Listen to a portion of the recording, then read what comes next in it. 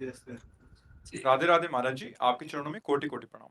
महाराज जी, मैंने आपके एक कथा में सुना था कि जब अपने परिवार और संबंधों से जब दुख और अपमान मिलता है, तब उसे श्री जी की कृपा माना जाता है। इसी कृपा को अनुभव करते हुए पिछले 8 महीनों से राधा नाम जप और आपके बताए हुए मार्ग पर चल रहा हूँ। इसलिए मुझे भौतिक सुखों से विरक्ति सी आ रही है, लेकिन मन के अहंकार को त्यागना मुश्किल सा हो रहा है। देखो, जब इसको भाई थोड़ा थोड़ा समझ लो। ये तो सत्य विषय कि यदि ईमानदारी से आप भजन करोगे तो असलियत में फिर आपका मन बताने लगेगा कि सब ड्रामा है, कहीं सुख नहीं असलियत में। इसलिए हम कई बार सत्संग में कहा है कि आपको जो भोग बहुत प्रिय हो तो आप नाम जप करते हुए उसको स्वीकार करना, फिर डायरी में उसी समय लिखना उसके बाद कि आपको क्या सुख मिला। क्योंकि थोड़ी देर बाद फिर माया भुलवाएगी, उसी का चिंतन करवाएगी, फिर तुम्हें आकर्षण करेगी। अगर वो दिमाग में बैठ जाए उस समय पूरे फाइनल, खाया पिया पूरा फाइनल, अब क्या है, क्या सुख मिला, थोड़ी देर बाद फिर लालसा। अगर मिला होता तो शांति तो मिल जाती, नहीं बोले शांति मिली कितने मिनट के लिए, फिर नवीन भोग की आकांक्षा, फिर नवीन तन की आवश्यकता, नवीन पदार्थ के। ये प्रपंच, ये माया कभी नहीं। तो जब हम सत्य भजन करते हैं, वास्तविक ईमानदारी से सत्यता से चलते हैं, तो ये तो मृत्यु लोक के भोग हैं। ब्रह्मादिक के भोग सब विषम लागता है, पर चतुरता ये है कि दिखावा नहीं होना चाहिए। क्या, उसी भोगों के बीच में रहो, उसी परिवार में रहो।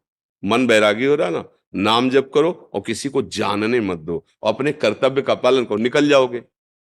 अभी बैराग उठा, मान लो आप भाग पड़े, अब शरीर की आवश्यकताएं जागृत होंगी माया के द्वारा प्रेरित होकर, क्योंकि अब निकलना चाहते हो ना। तो आपके सामने भूख प्यास काम क्रोध लोभ मोह मद मत्सर एक साथ टूटेंगे आपके ऊपर। अब आप व्यवस्था के चक्कर में पड़ोगे तो जो तुम्हें भजन के बल से वैराग्य मिला था ना, उसकी धज्जियां उड़ जाएंगी। यार कहीं तो खाने को मिले, कहीं तो रहने को मिले, और अगर खाने पीने को भंडारा और चक्र हो ना, अब और चाहिए, क्योंकि पूर्वाभ्यास इंद्रियों का है। अब क्या करोगे, अगर इधर उधर गंदा देखोगे तो नीचे गिर जाओगे। इसलिए बहुत समझ के, वैराग्य बहुत अच्छी बात है, पर अंदर का, बाहर का नहीं। वो इसी घर में रहो।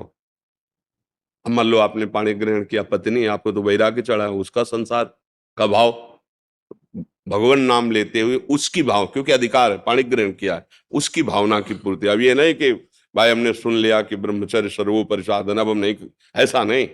अगर वो व्यभिचार धर्म में उतरती हो, आपने पाणी ग्रहण लिया, तो आप आपके अधिकारी बनेंगे।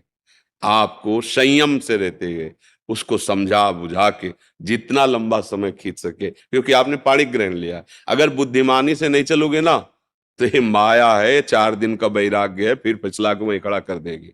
पक्की बात समझो, धर्म से चलो और अंदर से वैराग्यवान रहो। इससे बढ़िया बात क्या है, अंदर से हमें संसार अच्छा नहीं लगता और भजन चल रहा है। क्योंकि अब गृहस्थी में हो, अगर तुम मान लो नई अवस्था होती, संसार का स्वाद नहीं लिए, और ऐसा कि अब हमें वैराग चल रहा है, तो कहते निकल के देखो भला, देखो महीना 2 महीना बिल्कुल परिवार के संबंध से शून्य होकर अलग जगह रहो, फिर देखो तुम्हारी मना स्थिति क्या है।